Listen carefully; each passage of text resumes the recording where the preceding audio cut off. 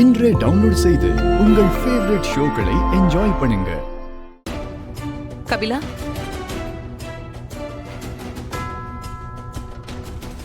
எங்கடா கிளம்பிட்ட? ஃப்ரெண்டை பார்க்க போறேன்க்கா. ஃப்ரெண்ட் எல்லாம் அப்புறமா பாத்துக்கலாம். சித்தப்பா உன்னை போலீஸ் என்கொயரிக்கு வர சொன்னதா சொன்னாருல்ல, நீ அதுக்கு போயிட்டு வந்துரு.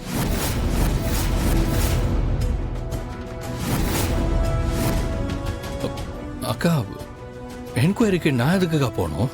எனக்கும் அந்த வர்மாவுக்கும் எந்த சம்மந்தமும் இல்லக்கா. எனக்கு அவன் யாருன்னே தெரியாதுக்கா.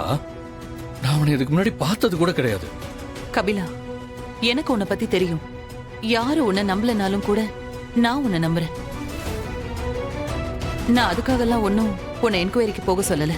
அக்கா, நீங்க என்ன சொன்னாலும் சரிக்கா, நான்லாம் போக மாட்டேன்க்கா.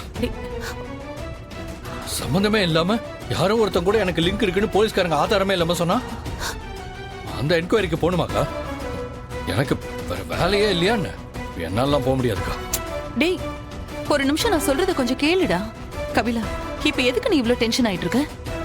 இது நமக்கு வேண்டாதவங்க யாரோ பண்ற வேலைன்னு எனக்கும் தெரியும். ஆனாலும் இந்த போலீஸ் ஃபார்மாலிட்டிஸ்க்குலாம் நம்ம ஒத்துழைக்கணும்ல, அது நம்மளோட கடமைடா. அக்கா, எந்த ஒரு ஆதாரமும் இல்லாம எப்படிக்கா? டேய், நான் உன்னை சரண்டர் ஆக சொன்னா? என்கொயரிக்கு தானடா போயிட்டு வான்னு சொல்றேன். அங்க நீ போய் அவங்க கேக்குற கேள்விக்கு பதில் சொல்லிட்டு வந்துட்டே இருக்க போற, அவ்வளவுதானே?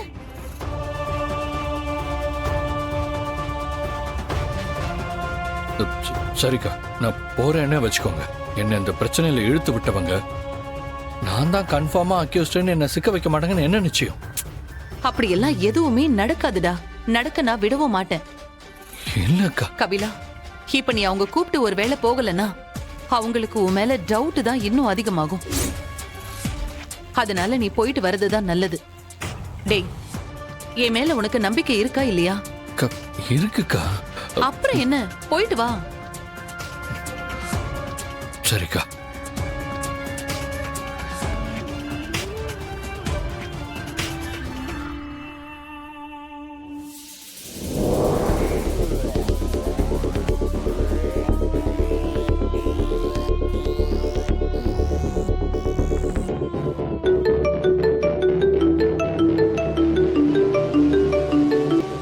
ஹலோ. ஏடி, ஒரு முக்கியமான விஷயம். Yes sir. கபிலன் என்கொயரிக்கு வரான். உனக்கு தெரியும் தானே? இல்ல சார், எனக்கு தெரியாது. நான் இப்பதான் கொஞ்ச நேரத்துக்கு முன்னாடி அவனை இங்க பார்த்தேன். இங்க கொஞ்சம் பிரச்சனை ஆயிடுச்சு. என்ன பிரச்சனை?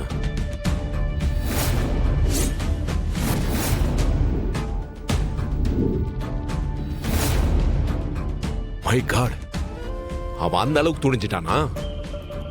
என்னைக்கு இருந்தாலும் உண்மை வெளியே வந்துதானே ஆகணும். நீங்க ஒன்னும் கவலைப்படாதீங்க, பாத்துக்கலாம். சரியா? ஏடி, இப்ப நான் கால் பண்ணதே உங்க 2 பேரையும் உடனே வர சொல்றதுக்காக தான். Yes sir.